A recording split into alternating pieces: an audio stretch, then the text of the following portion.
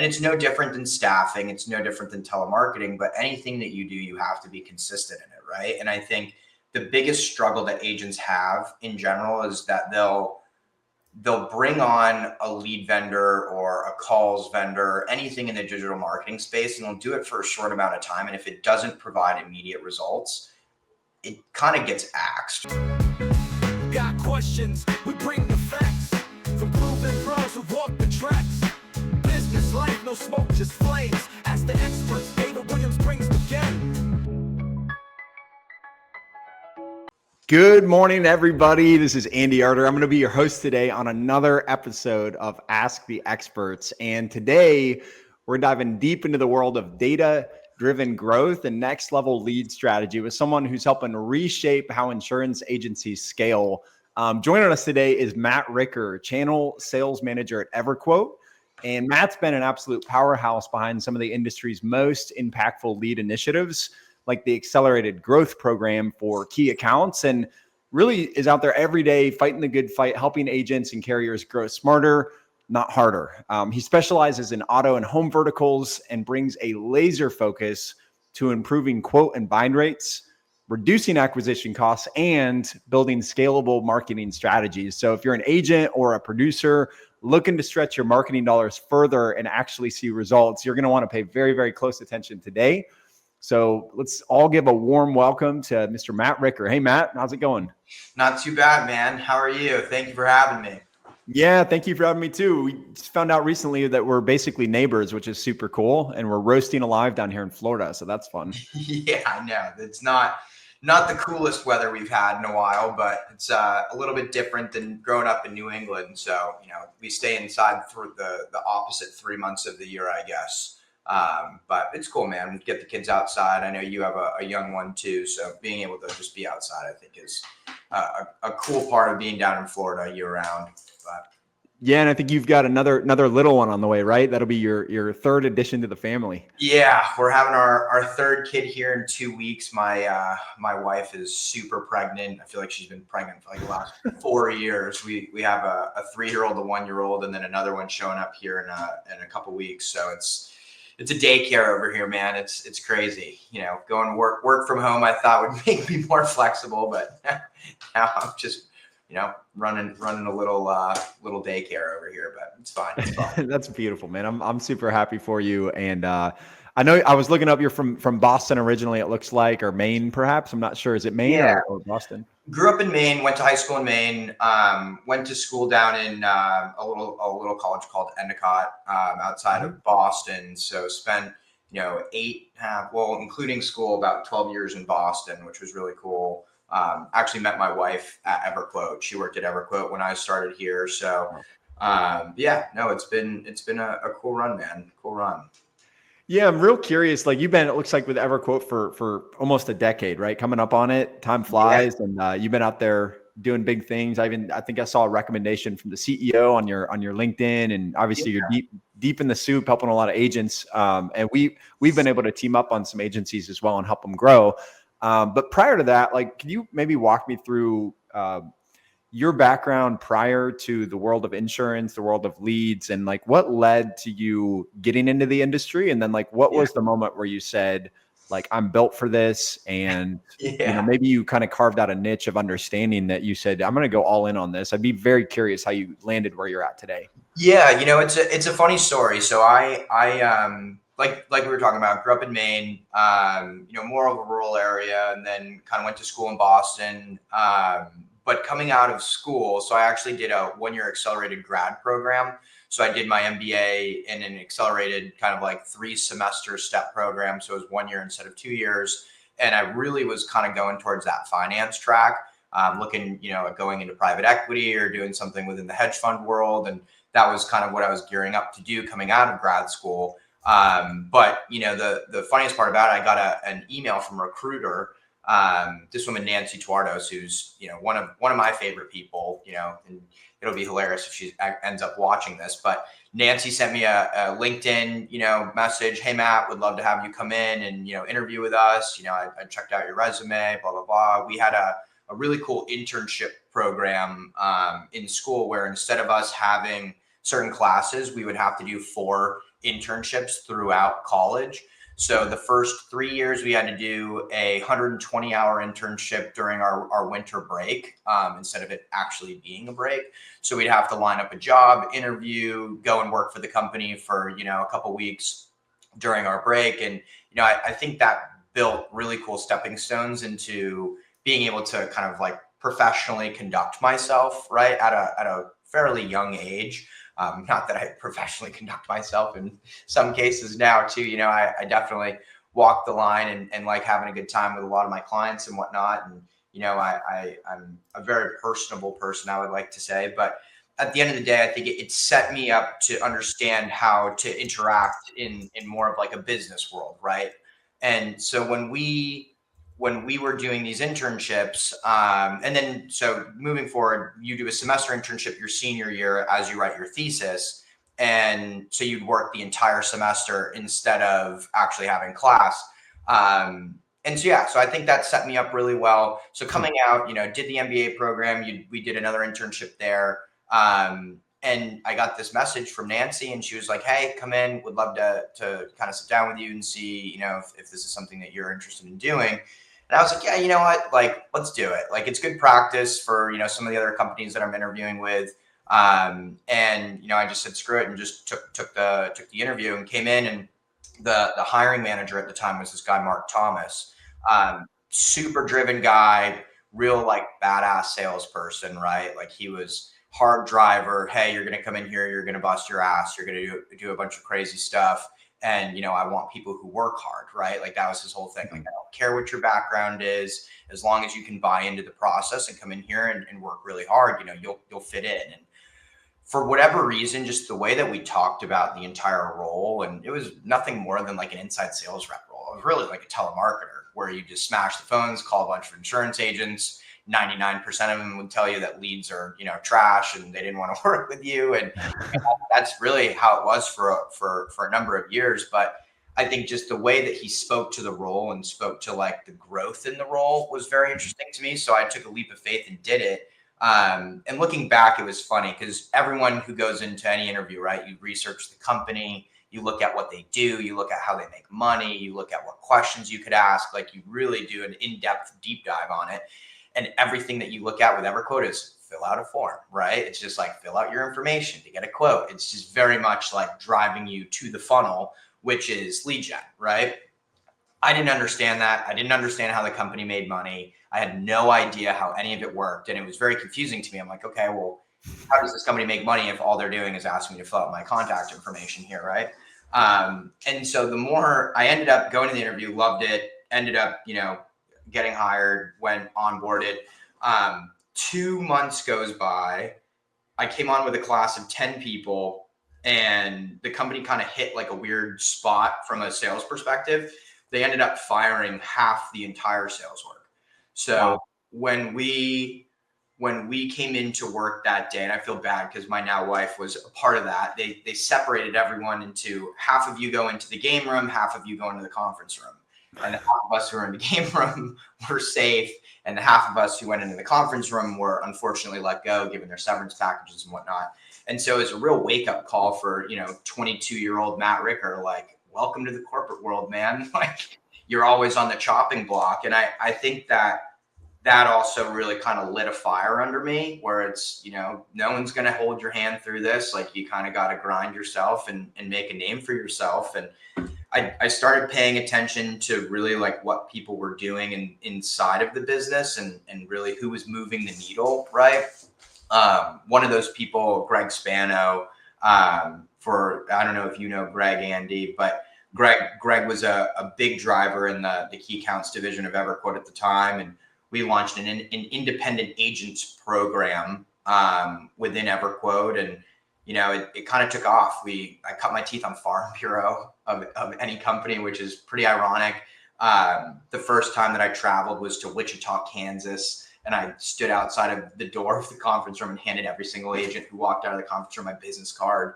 But it was cool. It was a very unorthodox, I think, like start to my career. But it was cool, and now it's kind of blossomed into what it is now, which is fantastic. And I kind of fell into it. I didn't know anything about insurance. My grandfather was actually an Allstate agent in Hartford, Connecticut, of all things that he could have done. So, he passed years ago, and we would joke about the fact that it's like he would try and get me to be an Allstate agent. I had no interest in it, and then here we are. That's like my main client base. So it's been a cool ride until now. It really has.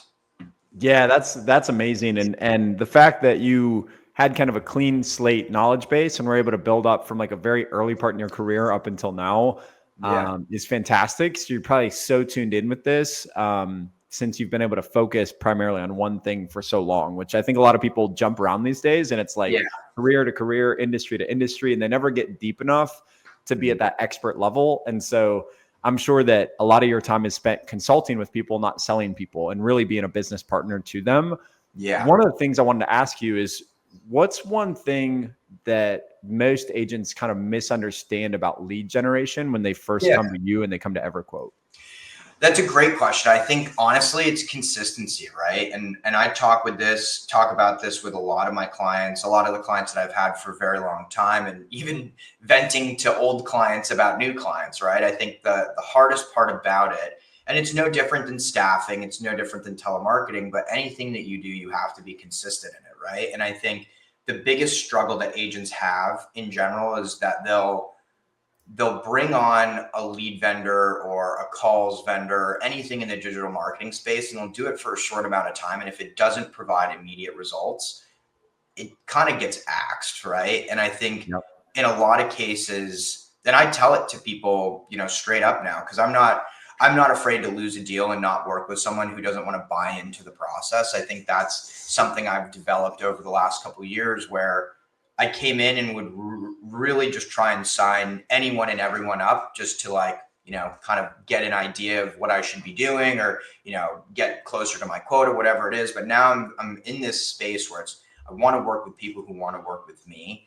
And I don't want to force people into kind of fitting a square peg into a circle hole. Right. And so I think the main expectation that I like to set with agents is, look, you have to do this. You have to do it consistently, and you can't be scared about it for at least the first 90 days, right? Like if things aren't producing after 90 days, we can kind of review it and see, is this a good fit? Is this a bad fit? But as you know, there's so many different variables to insurance in general, right? Whether you're a State Farm agent, an independent broker, an Allstate agent, a farmer's agent, you guys all have different rates. The states have different risk factors to them.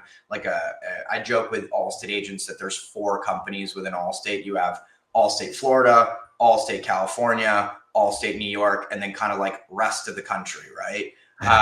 And they operate very independently of one another. And so being able to set the right expectation with the people in those states on, this is what you need, actually give it a chance. Don't just look at it after 30 days and see the money that went out and not really understand what money came in.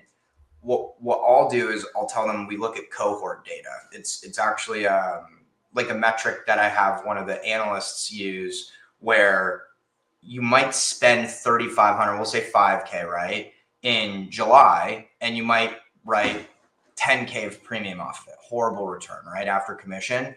But you're actually, say you write 30K, 40K in premium off of the 5K that you spent in July when you do it in August. And so it's kind of measuring the snowball effect that takes place in digital marketing, where you might spend a bunch of money one month, but that comes around that second, that third, that fourth month based on what process you're running.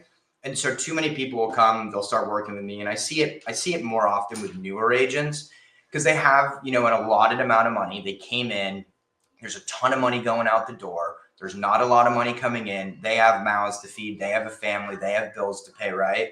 And so it's very easy for, us to sit here and say, hey, spend a couple grand on a few staff members, spend a couple grand on marketing, spend a couple grand on telemarketing. And, they throw 10K out the door the first month, and they write, 50,000 in premium. And they kind of are like, oh, wow, okay, this doesn't work. But what they don't realize is if they keep up that same pace, right, the next couple months, it almost always comes back full circle. And I think one client of mine, who's funny, he actually reached out to me about this last night. It's this guy in Ohio.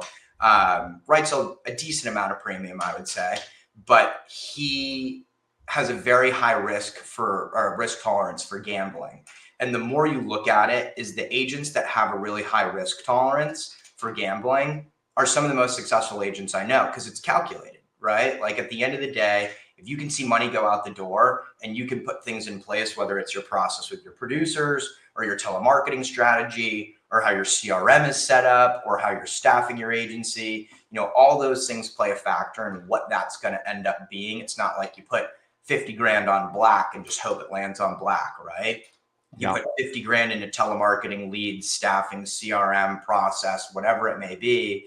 And most of the time you're going to make a multiple of that. And so I think as long as agents can sit there and say and stomach the situation of having money go out the door and not seeing an immediate return, those are the people that have the most success, in my opinion. So. And that's super, super helpful. And I appreciate that perspective a lot. I'm going to try to ask questions today that I know if I were sitting with any one of our clients and agency owners, they'd be asking. These are questions I get all the time. One of them is, and I'll give you an actual real world scenario. Okay. I met with an agent yesterday in South Texas. He invests about 17,000 a month on leads, and the volume is about 800 leads. So we're talking $21 a lead. But he was like, I'm thinking of taking this budget, and instead of getting 800 leads for 17,000, obviously it's a pretty large scale budget. Some agents are not going to play at that level. Some are doing triple that, right? But he's fairly sizable. He's like, I might want to do a higher volume of leads at a lower cost and just deal with like cleaning up the quality with my sales team and not rely so heavily on lead filters to do that for me. So like his new concept is maybe coming in and targeting like a $5 to $7 lead and getting a couple thousand a month. And the theory is the volume of activity, even with some of the quality issues, will outpace new business doing it that way. I'd be really curious for you, and I'm sure this is a frequent conversation with agents. What would you recommend? Is it a blended approach where you do some high, some middle tier, and some low tier? Is it, no, I'm a big believer in higher quality, more premium leads at a lower volume, or is it the opposite of that? And like, what would you recommend for anybody first getting into this game? Yeah, that's a really good question. So, I like kind of relating it back to the conversations you and I have with the agents, right, that we work with. And I think that is a question that comes up a ton. It was a question that was asked a lot going into the one-to-one consent stuff that happened around January. I've seen both be done incredibly well, right? I have a client in North Texas who has one approach where he'll buy, $50,000 worth of leads at a higher price point every month because he wants the volume, and he does really well with it. He writes a ton of premium. And then I have other agents that'll do the numbers game, right? And they have 15 staff members, 20 staff members. We're just pumping volume through at a cheaper price point. It turns into a big numbers game, right? How many transfers do we derive from 300, 400 leads per day? What's our conversion rate on those transfers? How much out of those transfers, what's our bind rate versus what's getting sent over? And so they kind of reverse engineer it, right? I've seen both be done. I think it's harder. It depends. It's very state dependent, right? Texas, in my opinion, is very much get as much volume through the door as you can just based on the sheer population, and just rip telemarketing, have those leads come inbound, use a telemarketer like you guys offer, use like an LCS type product, and not have your staff get beat up by the bad consumers. Because that's the thing, like no one wants to talk about it in the lead industry. Like there's bad leads, right? There's disconnected phone numbers. There's consumers that didn't want to quote. There's all sorts of stuff that's mixed in there. Ryan Chao, who's a good friend of mine, did a piece about co-reg traffic last night, which is very interesting and very relevant to what's going on. And for those of you who don't know what co-reg traffic is, it's basically incentivized traffic. The classic, I wanted more lives on Candy Crush, right, to fill out a form. And so we steer way away from that. A lot of the bigger companies do, but some of the smaller vendors will kind of dabble in the co-reg traffic. The gift card leads. Exactly. Yeah. You've heard it. And I mean, we even had an affiliate a while ago run a pretty crazy ad. And, when we get word of that, we'll go back to the affiliate and we'll cut them off, right, from our distribution channel so that they're not able to run bad ads for that. So as soon as the more communication we get back, the easier it is to be able to kind of attack those things head on. But to get back to that, like, I think in states that aren't as high in population, right? Like the states other than California, Texas, Georgia, Florida, New York, Illinois, Michigan, for the most part, you're kind of like middle tier states, right? Your Alabamas, your Mississippis, your Louisiana, your, Indiana, things like that. You could kind of see agents do a mixture, right? Where they'll have a high feed funnel and a low feed funnel, where they'll have a campaign that runs in the background. They get as many leads as they can at, as low of a cost as possible based on their spend. And then they'll have a higher feed funnel, which is more filters. It's times during the day that are, better times rather than running at open hours. And so I think both can be done. I've personally seen a better result consistently from running a volume game, buying as many leads as possible, running it through an inbound strategy so that, your staff retention stays high.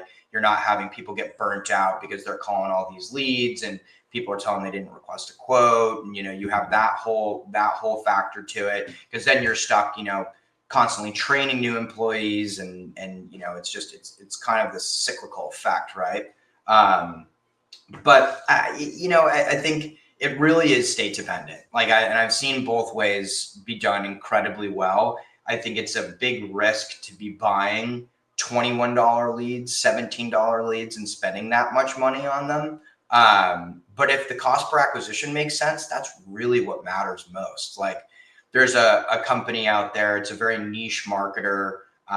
They're a competitor of ours, but they work with us, and I won't name the name just out of respect for them, but they sell leads at, $28 to $35, but the cost per acquisition on the leads is wild because they bind at, 15%, 10%. And so it makes sense, right? You have a $150 to $300 cost per acquisition. And so it really, like, it's a loaded question because it depends, but I think for newer agents, it's a safer bet trying to get more volume in and really establish where you're having success. Like, are your staff better at quoting autos and going through the garage to get the home? Are they better at focusing on home leads, which may be a little bit more expensive and it's more of a consultative sale than a transactional auto? So it also depends on the quoting style of that agency, but you can go either way and have a lot of success with it. But I think, I've seen more people do the more leads for cheaper with an inbound strategy and have success with that than buy, super high priced. And because sometimes you don't even know what you're getting. It might be the same lead that, Joe Schmo down the street gets for $5, right? So it just kind of depends. Yeah, 100%. And it's interesting because I've seen a lot of large and successful agents sort of start low. So they'll start with very few filters, start at a lower price point, and then they might increase that lead cost $1 to $5 over the course of several months as they optimize with their Matt Ricker, right? And like, you're consulting, working with them, helping them sort of get it cleaned up. And it's like, you start with a blank block of clay and then you start carving a statue, and it's just like chipping away at it. Now you guys are really big on data-driven decisions. And I know, like, you're a fact-based guy. Like, when you work with agencies, it's not all dog and pony show. It's going to be down to numbers, bind rate, cost of acquisition.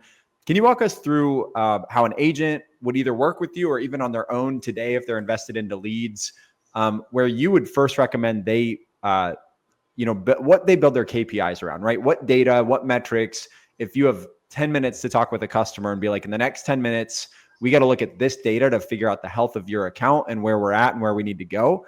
Like, where do you generally pay attention to in terms of your performance metrics and what's going to give them a good, temperature check on the overall health of their leads? Yeah, that's a great question. And I think, there's two, I would separate it into two different categories of one category being agency metric, and then the other category being somewhat of a lead company metric or a vendor metric, right?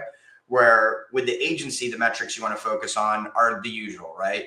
Talk time, how many quotes your staff's doing, out of the leads that they're getting, what's their quote percentage, what's their quote to bind rate. So you can figure out individually which one of your staff members are a higher performing, producer, right, in your agency. Because you'll have your people that might have a ton of activity. They may have a ton of dials. They may have a ton of quotes, but their quote to bind ratio is really low. They're burning marketing, right? Like at that point, they're getting leads on the phone. They're not saying the right things. They're not asking for the sale. They're not looking for buying signals. And so they're wasting, a lot of that money and a lot of the leads that you're purchasing and the marketing dollars, right?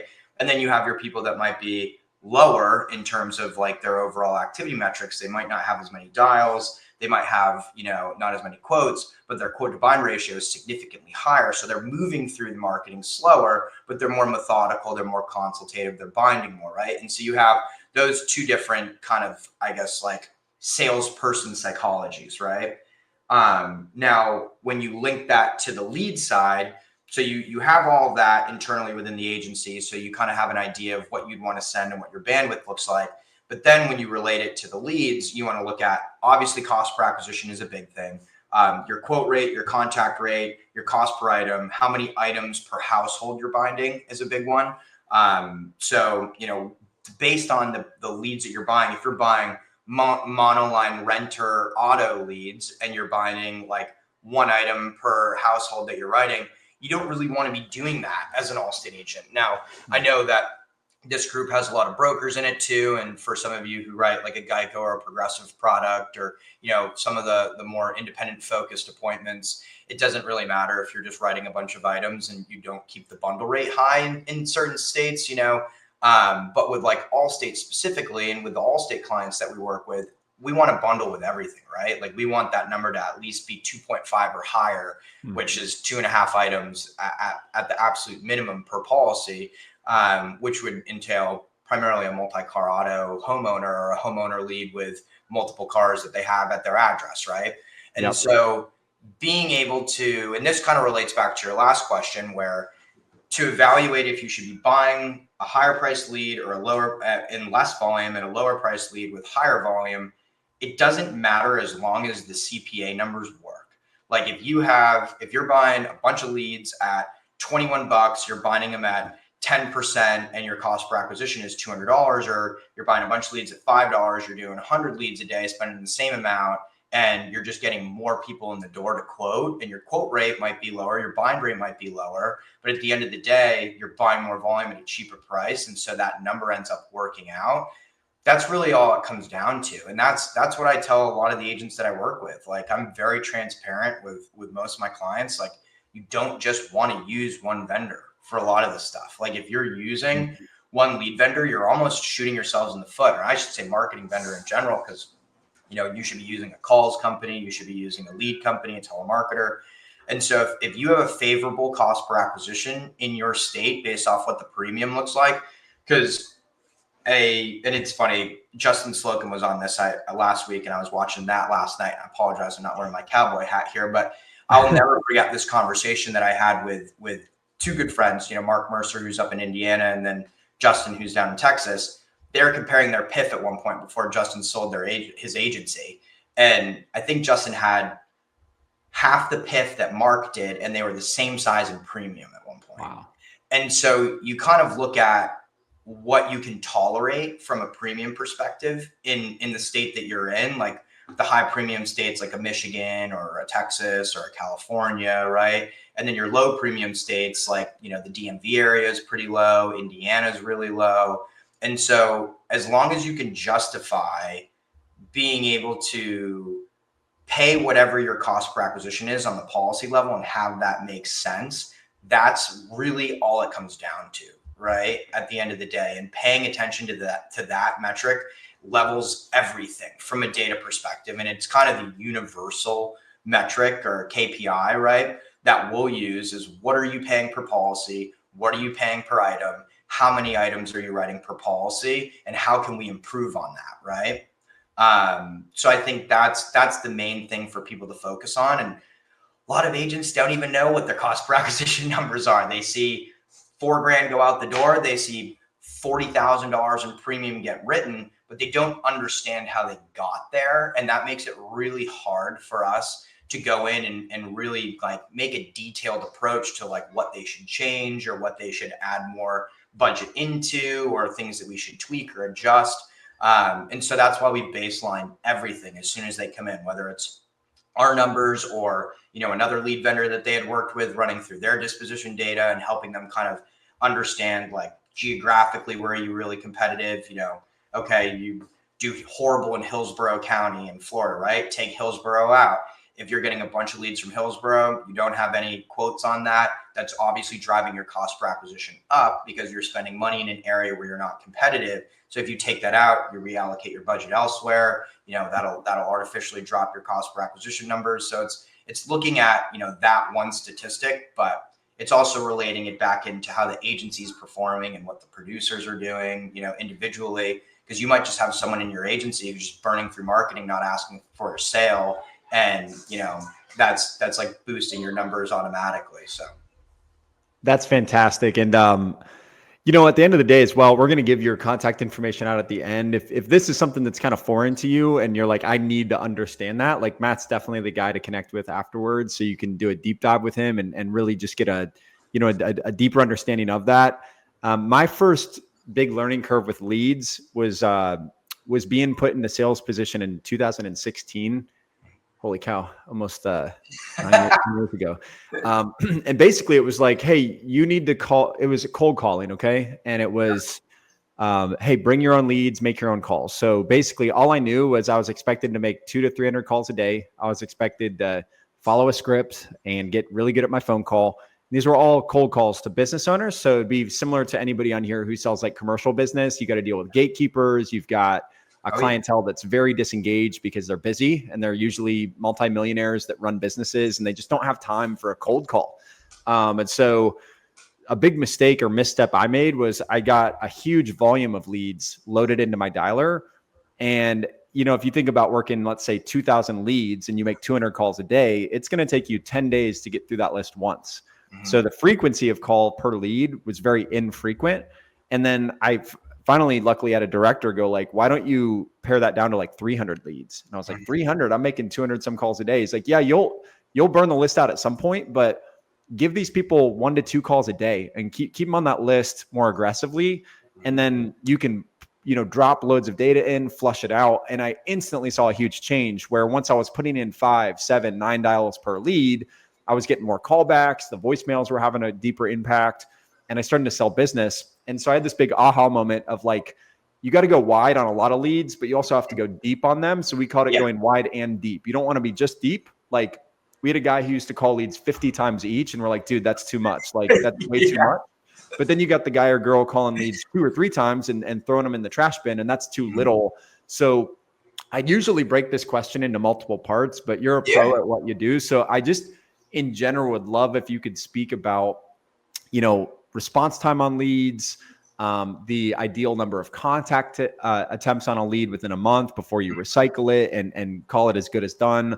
And just in general, like when you look at the expectations around a sales team and, and real quick for context, there's a lot of agents in here who you should go look at your leads and compare it to what Matt's about to say. Look at how many dial attempts over what time frame and the sales process that you have in place. Because sometimes it might not be the leads. It might very well be the response process and the sales process being applied. So can you kind of flip over to that end of the world when these leads hit the sales team? What is the perfect layout in terms of response to those leads? Yeah, no, that's perfect. And I think that's like the funny segue into telemarketing, right? Because there's a couple different ways that you can do this, but the data that we've ran is that the optimal amount of touches in order to get just an initial quote with a consumer from an insurance perspective, right? Because, there's other industries that do kind of similar things like home services or mortgage, which are kind of a different sales process. But with insurance specifically, it takes about 9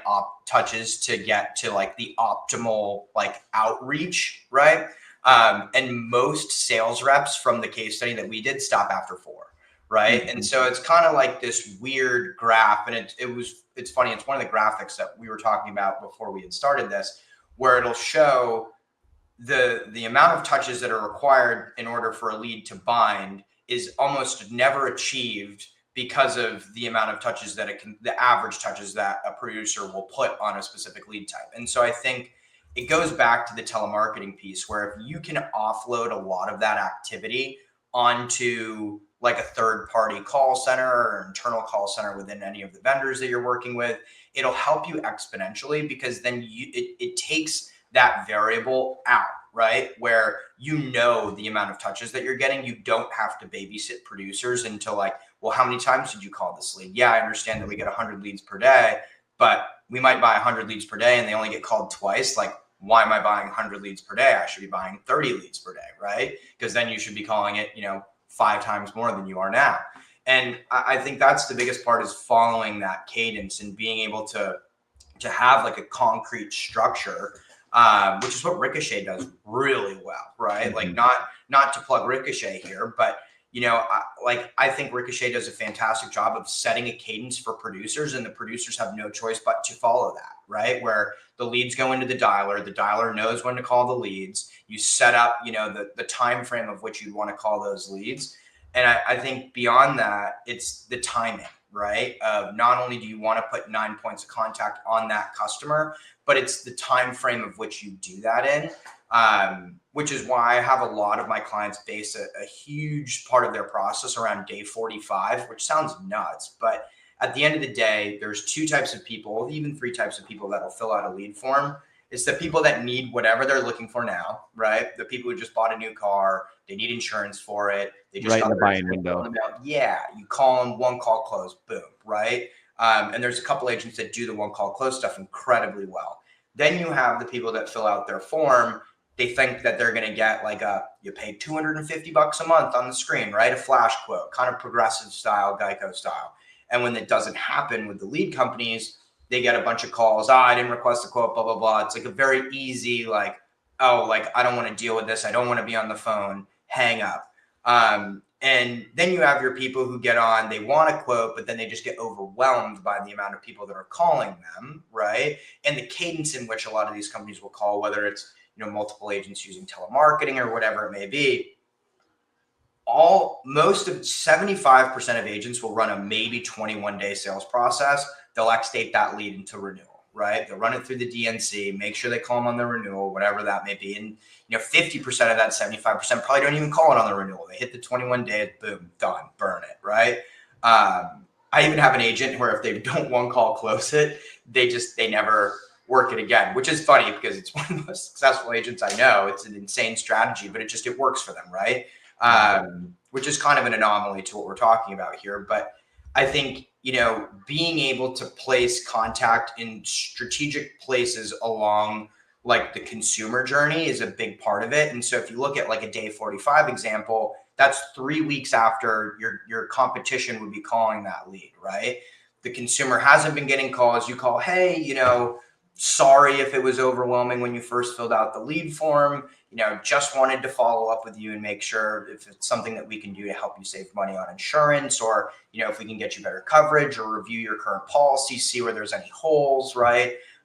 Poke holes in the current policy, just like make sure that everything is in line. And that works really well and kind of loops back into the cohort data thing we were talking about earlier, where you're buying marketing and you want to see that marketing through for a minimum of 3 months, And so being able to play the long game almost with this and go deep but wide, to your point, where you're not just like smashing the leads for the first week and then it's like, I didn't get them. Like, these leads suck. See you later. It's continuing that process and weaning off the cadence, but then placing areas of like another period of aggressive outreach around day 45, around day 60, right before day 90, which is that kind of compliance window, right? And then, just kind of figuring out where you're getting most of your traction. And some states are different than others. The more rural states have higher contact rates, they're slower paced, people pick up the phone. I joke with people all the time, West Virginia has the best contact rates out of any state in the entire country. You have your more fast-paced states like in New York or California where, people are a little bit more busy. They're hustling and bustling. You might not get them like right in that first week or two.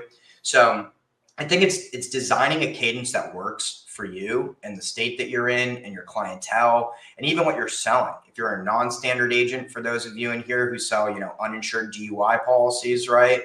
That's very high intent, early, get to the lead, speed the lead, hit them. They need insurance now, right? They just got a cancellation letter in the mail, whatever it may be. That's a significantly different process than an Allstate agent calling someone with a $900,000 house, 4 cars, kids, and a wife, right? It's different sales processes, right? And so I think as long as you can run the cadence for 90 days, I tell agents to kind of keep like a cadence scoring, right? Where figure out if you can tag leads as like D5, C10, right? 5th day, 10th call, or like day 45, 15th call, something like that. And then you can go back and scrub the report and look for correlations before you have to do it. Use your own brain. Now you can pump it into ChatGPT, be like, what's the best kind of data set for what works for me, and when are people binding policies based off the leads I'm buying.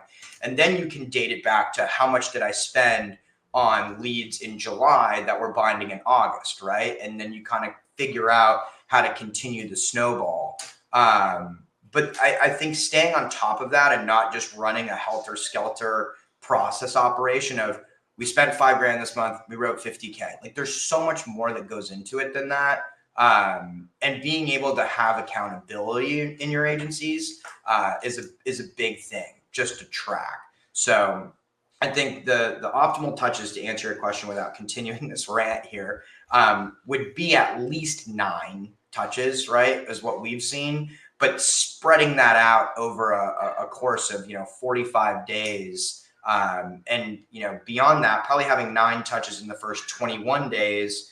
And then going beyond that into day 45, placing another 9 touches around day 45, placing another 9 touches around day 65 to day 70 into like that 90-day compliance period is pretty crucial, just to squeeze all the juice out of it, right? And for those of you who want nothing to do with this process that I just outlined, hire a telemarketer. They'll do it for you, And so that's the funniest part about it, is you can kind of offload a lot of that with the resources that you guys have access to now. And not really have to worry about it. You just have your staff pick up inbound calls, and you keep a close eye on what your call to close ratio is. If you're binding at what we normally see, and you can confirm this, Andy, because you're in front of it too, but about 20 to 25% of calls are normally bound, depending on the product, depending on the state. But there's multitude of ways you could handle that.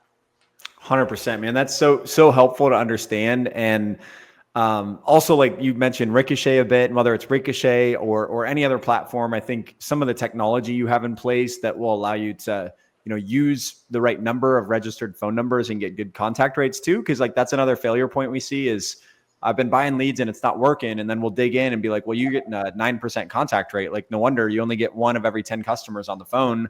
You can get that to 40, 50, 60%, totally different ball game now, having more conversations. And for anybody kind of new to like the science of working leads, because there's some pros on this call, but there's some people that are just like curious. And they're like, I'm trying to figure this out. Something else I'd layer on top of what you said is when you say, like, let's say a minimum of 9 dial attempts over this period of time, the greatest investment that's ever going to be made into your agency to give you a result is the level of activity and time that your team's investing on dials and on calling. It's like the talk time, the number of conversations you have, the amount of time you invest is going to ultimately either, help you expand, or it's going to give you a ceiling that you can't break through. And so what I mean by that is, and I'll, pull out a calculator if anybody wants to follow along with this. If, let's say, I have a sales producer that makes 80 calls a day, pretty standard, I think, right? There's my 80 call guy. And then there's 21 business days in a month. That person will make 1,680 dials in the course of a month. If you figure that, of the 9 dial attempts, there's going to be leads that you call early on that convert a lot faster than the ones that you have to work longer, right? There's going to be some low hanging fruit. And so, you could figure, hey, maybe 30% of the leads that I get will actually turn sooner than that. And so you can sort of look at it and go, well, 9 dial attempts average per lead, but maybe I multiply that times an extra 30%. And the goal would be ultimately 11 to 12 dial attempts. Well, then what I do is I take 1,680 dials and I divide it by 12 dial attempts per lead. We're sitting at 140 leads that guy can effectively work. If I give him 300 leads, he's going to put in half the dial count and he's going to put in 6 call attempts per lead. And now we're not going deep. We're just going wide.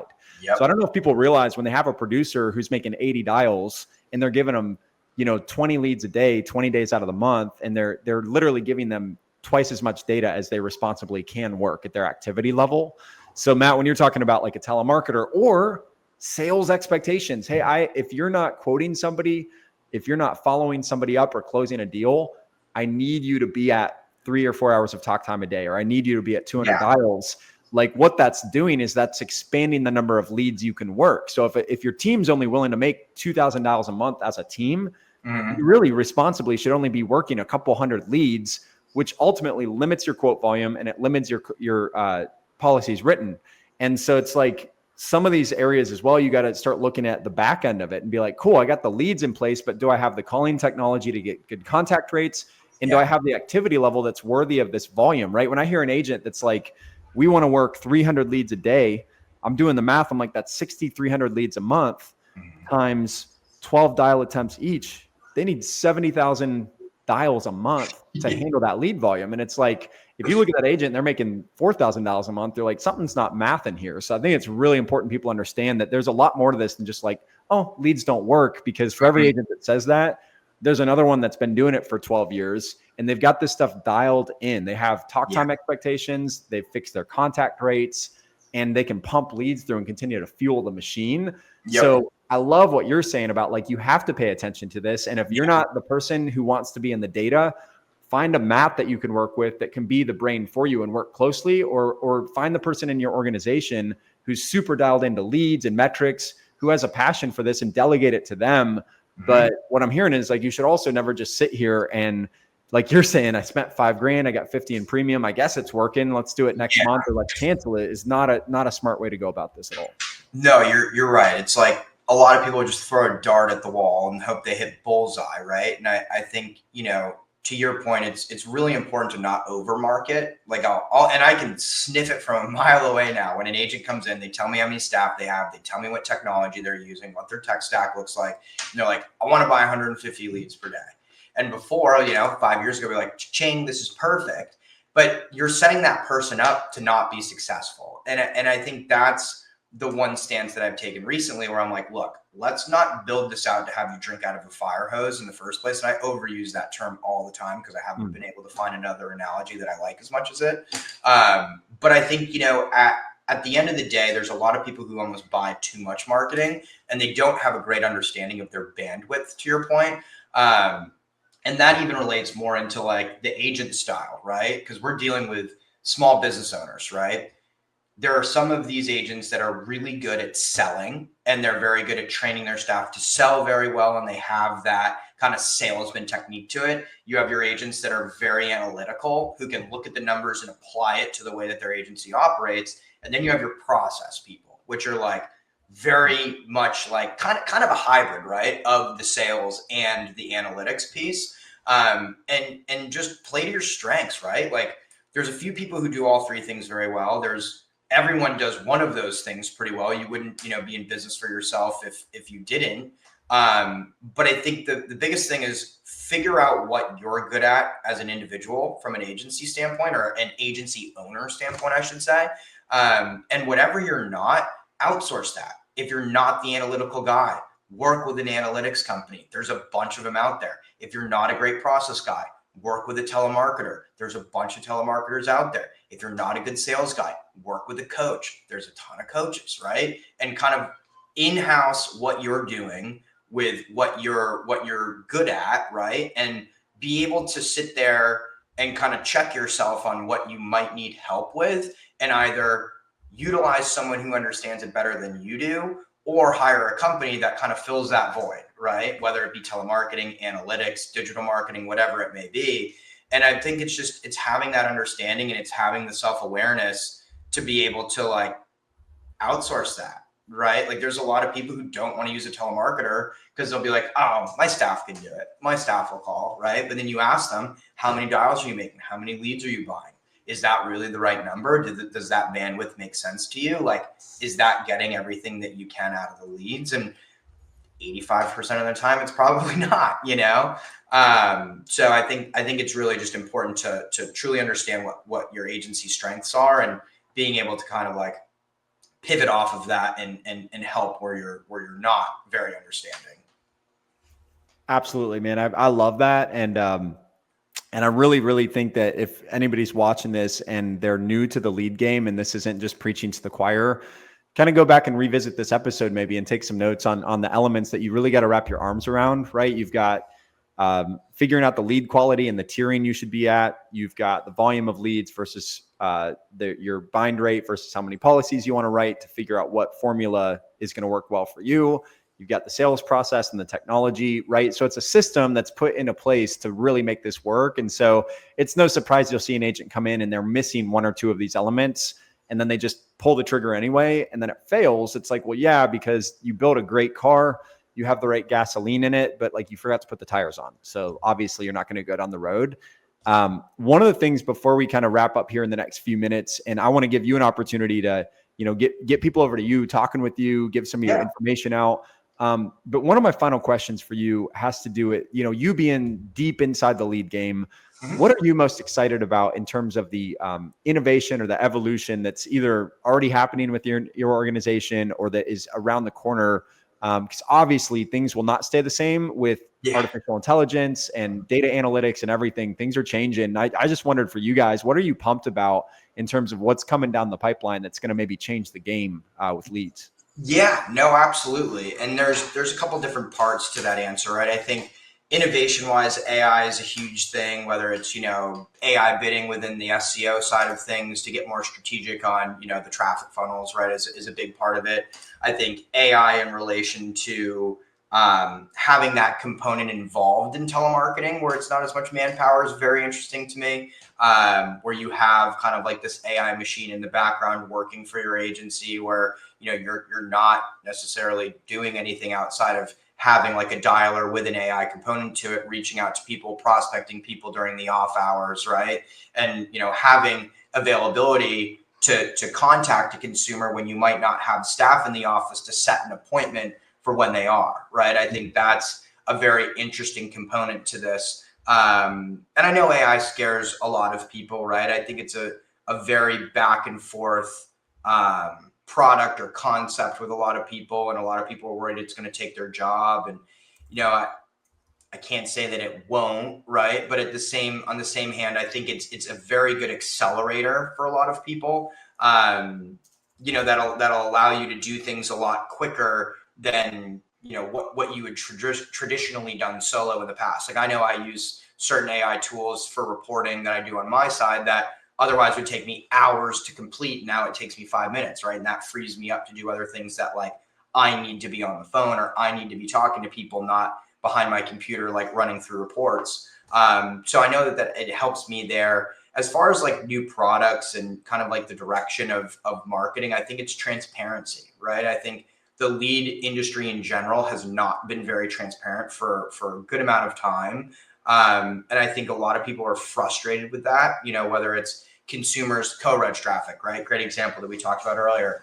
Not knowing where these consumers came from, not knowing how they filled out a form, not knowing what got them to that form or why they want insurance. And so the transparency of like a clicks product, right? Or, someone going through the form and not being sent through as a lead form, but getting sent to like an agency landing page. So they have the brand recognition there. Like these are all things that we're working on internally to push out to different carriers and be able to kind of help you guys from a brand recognition standpoint, where it's not just a lead that hits your lead manager or your Ricochet or whatever CRM you're using. That lead was pushed into your agency landing page for them to understand you as the agent, where you are, like how your agency operates, the people that work there, right?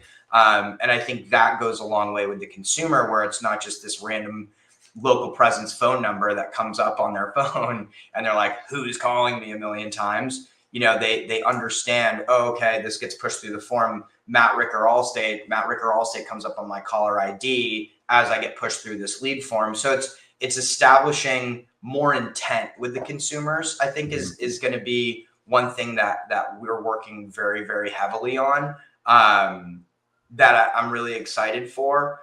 But yeah, there's a lot of cool stuff coming down the pipe. So it's always innovating, always making sure that, we're focusing on the next thing, launching new products, launching new verticals, So yeah.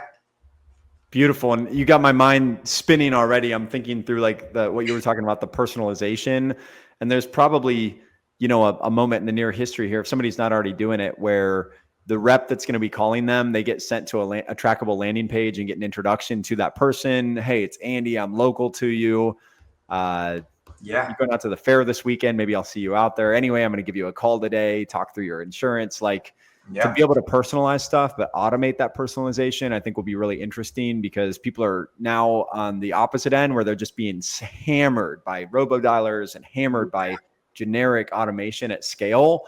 So it's like, turning that and taking the best elements of the automation, but then like rolling in AI and things like that to personalize, or when you're talking about like off hours, all super, super exciting. It's basically like, if you're going to get on board with that, now is the time, because you would still be considered an early adopter and you'll have a very deep understanding of it as it evolves. But if you try to get on that train, 5 years from now, it's going to feel like trying to get on the YouTube train now. It's a pretty steep hill to climb. A little oversaturated at this point, right? Everyone wants to be an influencer. Everyone wants to be a YouTuber. And the off hours thing, I think, just like outside of, internal EverQuote innovation, right? Kind of how agents are innovating. One thing, and you and I have talked about it a lot, and it's one thing that, I definitely wanted to make sure that we highlighted on this, is the use of off hours with agencies, right? And this is something, when you and I first chatted, it is an absolute game changer, no matter what carrier you're with, no matter what product you're selling. Normally agents are open from 9 to 5, right? And that's just how it is. You get 40 hours a week, you work 20 to 22 days a month, and that's like your slotted time, right? Mm-hmm. And I think what I've tried to do a lot recently, and, a big reason that you and I have partnered up, and, a big reason I've partnered up with, a lot of other vendors, right, is that if we can kind of show agents that, hey, look, if you staff someone, and it's, people on the East Coast and the Midwest are a little bit more privy to this, because they have the advantage of being in a more Eastern time zone, right? But if you set your agency up where, instead of having producers that come in, they're local, they're 9 to 5, right? You have the 40 hours a week, you have, the 160 hours, we'll say, a month. If you can have someone where you remotely staff, right, and you put them in a remote position, whether it be, on the West Coast or, mountain time zone, and, just a Western more time zone than where you're at, what you'll do for like an agency who's in Florida, for example, you hire an Oregon producer, you have that producer not work, 6 to whatever it would be, 6 to 2, right? Which would be 9 to 5. You have them work 9 to 5 Pacific time. You're opening up your agency to be more available and selling more often, by about 3 hours, right? For those of you who are on the East Coast. And so for a lot of these carriers that are increasing goals, and, they're raising VC numbers, and you have to hit a higher target, for those of you who are falling off elite or pro, because of the production that your agency's doing, this is an easy way for you to gain back, 25 to 40% artificially of what you'd be writing, because you'd be adding 3 hours a day, which equates to 15 hours a week, 60 hours a month. You're increasing your office availability and how much you guys are selling by, 25 to 30%. You get even more into the numbers, right? You and I were looking at a graph earlier that shows the best time to buy leads is 7 to 9 a.m. and 5 to 8 o'clock at night. There you go, right? You're at a 2.7% bind rate relative to the 1.7. You're adding a percentage point in, opening your office, longer hours than you usually would. It's a very easy way to artificially boost the numbers that you're doing with all of this. And so for like those of you that are watching, I would love for you to get in touch with me. We can build out a strategy, you, myself, Andy, and kind of help show you guys ways to get really just creative with your agency on these ever growing numbers, it seems. And, the goals that you guys need to achieve, and kind of innovating on how your agency operates, and how you guys are putting things into motion from a strategy standpoint. We can help you a lot. And so I think that is one thing for a lot of people to keep in mind, is their openness to the off hour side of things. I think that's a really important piece to this too. Yeah. And I was thinking about that when you first brought it up to me, and I was like, that makes so much sense. And then I remembered back in 2018, I was having a really poor sales run. I mean, I was in the slump of all slumps, thought I was going to just fail. And I just, I started pulling up Hawaiian because I could sell nationwide. So I started calling Hawaii businesses. So I could be in the garage while the family's sleeping at 9 o'clock at night. And it's only like 3-4 o'clock out there in Hawaii. Yeah. And closing deals on not only the West Coast, but all the way out in Hawaii, calling on Alaska. And it just hit me like I can just invent time right now. Like I don't have to play by the rules. And so it finally hit me like, oh, wait, that I did that. That does work. And you start thinking about an extra 60 or 80 hours a month of activity being done by an agent. And they're not even, doesn't mean they have to be there. They can be, but outsourcing, using a telemarketer, finding somebody on a different coast that would love to work those hours is fantastic. So I know you've got a lot more where that comes from. And that's why before we wrap up here, I want to ask how people can get a hold of you, Matt, where you'd like them to reach out to collaborate and get to know you better and maybe work with you too. Yeah, no, absolutely. So my phone number for those of you, I'll give out my personal cell is 207-899-6292. Is there anywhere I can put it in like the comments so people can see it? Is that a thing on here? I'm looking. Yeah, 100%. What's the number? 207-899-6292. And then my email in there too is just the mricker@everquote.com.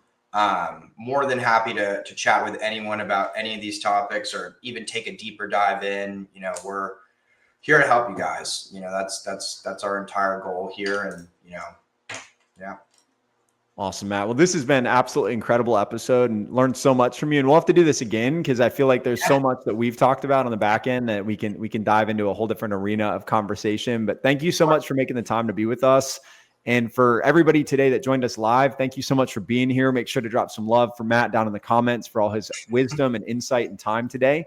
And if you're watching the rerun as well, we'll repost out that number so people can get a hold of you, Matt. But thank you again. And to our audience, we'll be back with you next week. Same time, same place here in the Insurance Syndicate Group on Thursdays at 10:30 a.m. In the meantime, you guys crush out the rest of your week, and we'll see you really soon. Thank you, Andy. Appreciate it.